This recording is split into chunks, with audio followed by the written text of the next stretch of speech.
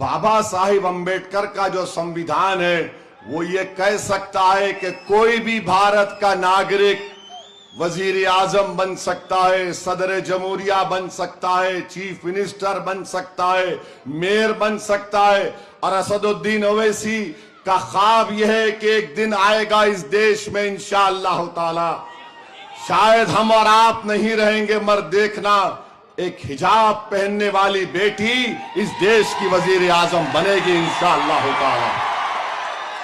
ओवैसीला सांगीन, जास्त संविधानाबद्दल तू थोबाड उघडू नको, नाहीतर डॉक्टर बाबासाहेब आंबेडकरांचे इस्लाम बद्दल काय विचार आहेत ते आम्हाला जाहीर करायला लागतील आणि मग तोंड दाखवण्यासाठी पण जागा राहणार नाही। मग पाकिस्तान मध्ये बसलेल्या अब्बाकडे जायला लागेल, नाहीतर तिकीट आम्ही काढून देऊ।